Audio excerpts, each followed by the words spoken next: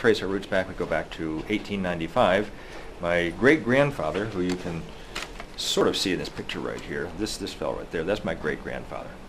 And he used to be the manager of the Standard Wagon Company in Albany, and then the automobile put him out of business. So as a result, the poor fellow had to do something else for a living, so he decided he'd do life insurance, figuring as long as people are alive, they'll need life insurance.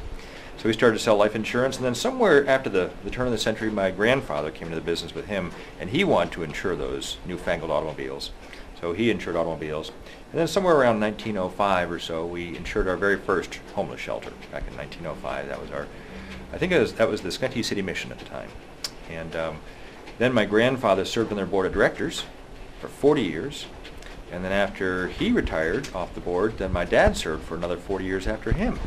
And after my dad retired, then I served on the board. How far back can we trace the principle of insurance? Well, before the industry of insurance, there was the principle of suretyship, which is closely aligned to insurance. Suretyship is the principle of somebody standing in the stead of another. And the one who's standing in the stead has the capacity to stand for the other. Such as if you wanted to do a municipal job and you didn't have a huge amount of money, the municipality would require that you have a bond. A bond is a form of suretyship. In essence, the bonding company would put up its good credit, its financial resources, as a guarantor to the fact that you would complete the job properly. If you didn't do the job properly, then they would pay out what's called the penalty, and that's called a suretyship. And we can trace that even back to biblical times. We find the same principle identified in the Bible, whereby we learn that Jesus is our surety, because he steps into our stead, because he was the perfect sacrifice. We are not. So our death does not pay for our sin, but his death did. So if you look it up in the scripture, you'll find that Jesus is referred to as our surety. It's the same principle. Business of insurance as a formalized industry like we sort of know it now goes back to the early 1600s. Britain had a problem that they had congregated in wooden buildings in downtown London, for the most part, and whenever there were fires, they would wipe out entire blocks, and there'd be massive amounts of damage. So a very enterprising dentist created a system whereby he would come to you before the fire and he'd say, if you would like, we will put a plate on your building called a fire mark, and if your building catches fire, then we will rebuild it for you for free. Now you just pay us a small fee every year, and we'll take care of that arrangement for you. He then figured if he could then actually prevent the fire from happening, he could then reduce the amount of cost that he had to incur in order to rebuild those buildings. So he invented his own fire brigades. And what would happen is when the fire bell went off, saying that a certain part of London was on fire, he would then take his group, his fire brigade out, and if they found the fire mark in your building, they'd put the fire out. Otherwise, they'd just watch it burn. How did I personally get involved in doing missions? Again, when my dad retired, he impressed upon me that there were certain programs that were more important than others, and he always impressed upon me the importance of ministry. So I've always had my heart with the homeless shelters and the gospel rescue missions. I think the first time that I really started to have a strong interest in making it into a program instead of just writing a mission here or there was after 9/11. There was a problem with getting insurance in downtown Manhattan, and the oldest homeless shelter in the United States is in downtown Manhattan. So after 9/11, the New York City Rescue Mission lost their insurance company and they lost their insurance broker. So they were without any insurance. And so the executive director called the executive director of another client of ours who runs a homeless shelter and asked what to do. And that man directed him to us. And I was able to go back to the insurance company and ask them to underwrite that particular mission, and they said no because of its proximity to Ground Zero. And I reminded them that they insured other homeless shelters and that these people all talk to one another, and that it would really be best if they did try to really help this mission. And recognized that there was sort of a veiled threat in that, they came back and not only underwrote the mission, but they gave us a very fine price for the value that we were able to obtain. And the executive director was very pleased with that. Soon thereafter, there was another mission that had a similar problem down in New Jersey.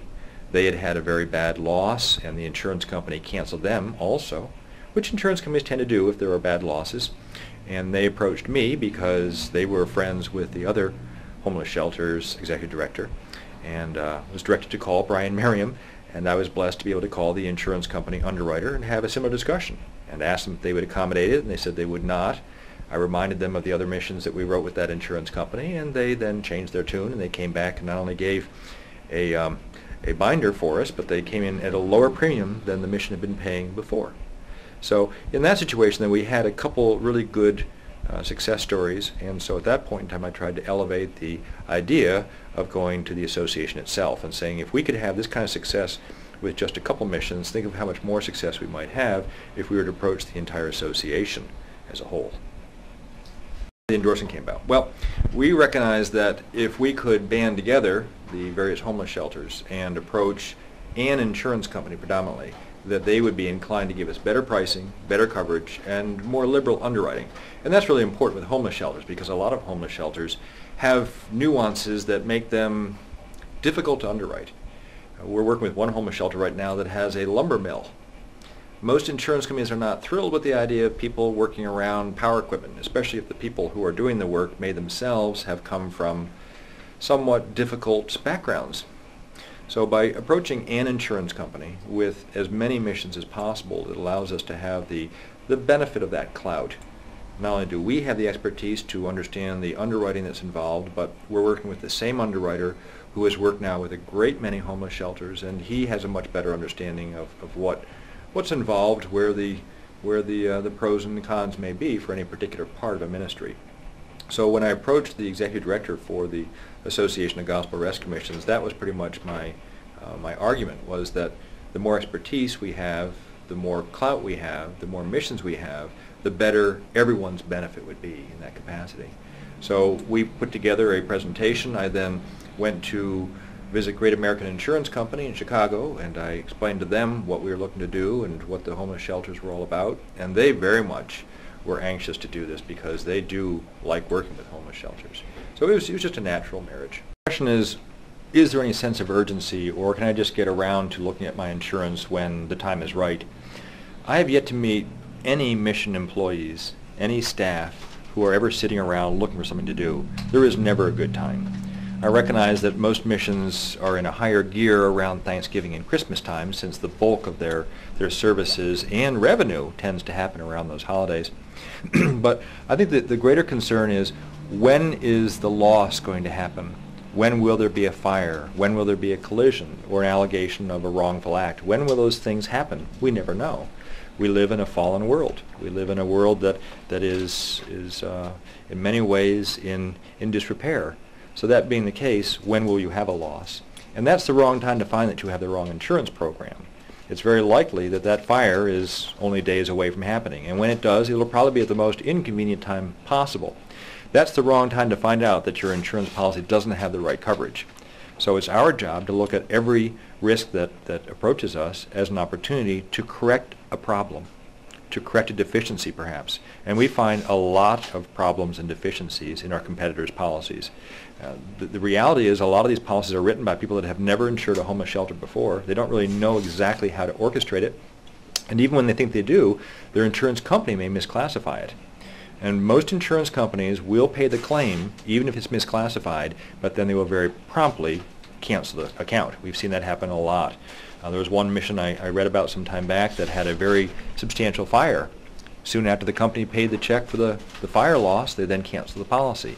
That's not the kind of relationship that you want to find that you have. And you may not even know that you have that kind of relationship until it's really too late.